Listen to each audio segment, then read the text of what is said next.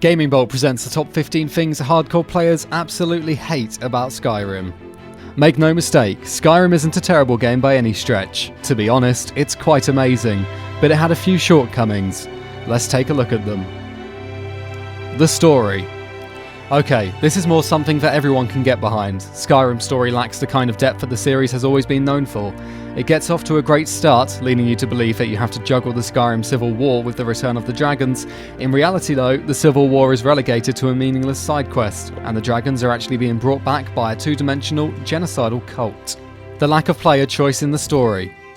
The story issues are compounded by the lack of player choice. Much like Bethesda's previous game, Fallout 3, you're very much railroaded into being the good guy. Sure, you can still kill people and take their stuff, but the main quest forces you to be a hero. You can't change the story either, as your options are limited to little more than asking questions. It's just too easy. One thing RPG fans have expressed disappointment with in the entire genre lately is that RPGs are becoming too simplified. Skyrim is one of the worst offenders of this. You're given so many great weapons and so much money early in the game that enemies pose little threat. Beyond that, there aren't any advanced systems to dive into. You never have to worry about eating, sleeping, or drinking. Layered armor isn't available. If you do run into trouble, you can hire one of several companions who'll act as a good meat shield if nothing else. The absence of KHAJIIT and ARGONIANS. Let me ask you a question. Do you remember running into any KHAJIIT or ARGONIANS in your many hours of playing Skyrim? If it's the only Elder Scrolls game you've played, you might not even know what those are. The handful of KHAJIIT you'll find in the game are camped outside city walls and out of the way. The ARGONIANS probably aren't allowed in cities either, but it doesn't matter because they're not suited for the cold environments. In the rare cases you do run into them, they have nothing to say and bear no importance to the quest. Boring companions. People are willing to let the companions off the hook in Fallout 3 and later in Fallout 4 because at least they were interesting characters. In Skyrim, Bethesda decided to go with quantity over quality. As a result, there are almost 100 companions in the game, but a vast majority are just mercenaries who silently follow you around with no real emotion or interest. Too many fetch quests. Every quest in Skyrim can be divided into two categories: a fetch quest or the next topic on the list. The fetch quests are many and appear to be thrown in to pad out the length of the game. Think about it. The sheer number of quests in the main storyline that have you fighting through dungeons and caves just to find a rock, horn, or some old man is just absurd. That's not counting the side quests either. Too many quests about killing everything. The other category Skyrim quests fall into. Again, looking at the main quest line, after you get that rock from the cave, you're killed with killing a dragon. In the next quest, you have to kill more dragons. By the third act, just about every quest forces you to kill someone or something. The main quest actually isn't that bad in regards to kill everything quests. The side quests, on the other hand, are almost entirely composed of killing bandits, dragons, rats, trolls, you name it. Boring and repetitive dungeons. The dungeons in Skyrim go on seemingly forever. That wouldn't normally be such a problem. In a game with so little freedom, it's at least nice to be able to hack and slash your way through a variety of monsters. The problem though is that the first room of dungeon looks almost identical to the final room, and each dungeon looks the same way. And once you've seen a trap or puzzle, you've seen them all. Dragon fights suck. I think we can all agree on this, at the very least. If your character isn't good with a bow and arrow and you haven't put many skill points into magic, you're going to be in for a boring time whenever a dragon comes breathing fire down your neck. They stay up in the air for ages, constantly raining fire down at you as you are desperately trying to hit them with whatever ranged attacks you have. Even if you are decent with bows and magic, hitting a dragon as it's flying is next to impossible.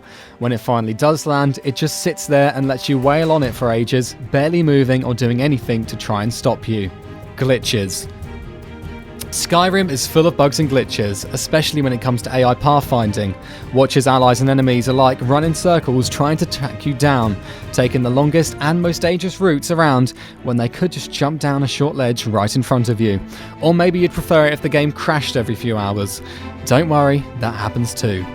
Terrible user interface. Bethesda designs their games to be played on consoles, and the hardcore PC gamers are not happy about that. One of the results of this means that the UI has to be really big and accessible to make menus and things easier to use with a controller. In fact, the most popular mod on popular modding site Nexus is called Sky UI. All it does is provide new menus and a new interface.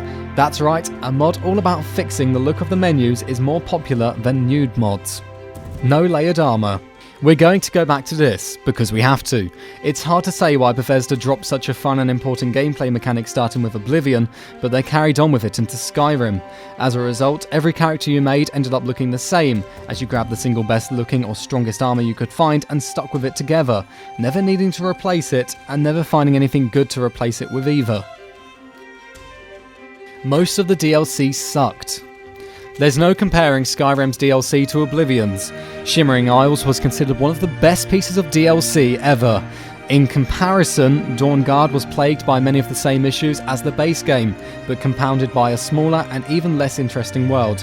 Hearthfire felt like an overpriced The Sims knockoff, while Dragonborn can only be described as mildly amusing. Factions don't do anything. Factions in the Elder Scrolls series has always been one of the main standouts. They always represented how you played the character. They were like little clubs that you could join and feel like you were a part of something bigger, like you were part of the world. The guilds in Skyrim, however, never do anything. Much like all the other side quests and the main quests, the leaders sent you out to fetch something in a cave somewhere or kill someone. Then, after completing only a handful of quests, each guild is happy to appoint you leader with almost no qualification, and having only known you for a matter of weeks, if not days. Your actions don't have consequences. The few times Skyrim actually allows you to make your own choices, it almost punishes you by not acknowledging these choices. You could become leader of the Thieves Guild after stealing a kid's lollipop and no one cares. Guards don't chase you down, there's no bounty on your head, and you can't order your members to steal from other people. As mentioned before, the Civil War is completely pointless. Literally, the only difference that manifests in-game is that you'll be seeing more soldiers from whichever side you chose, and whichever side you do choose instantly wins. You can't be outnumbered in battle, your side's leaders can't be killed, and you can't go on the run or form a resistance. And that wraps it up. What are your thoughts about this? Let us know in the comments below. And if you enjoyed this video, please like and share it on Twitter and Facebook. And why not consider subscribing? We upload some really cool videos almost every day. Thank you for watching this video, and happy gaming!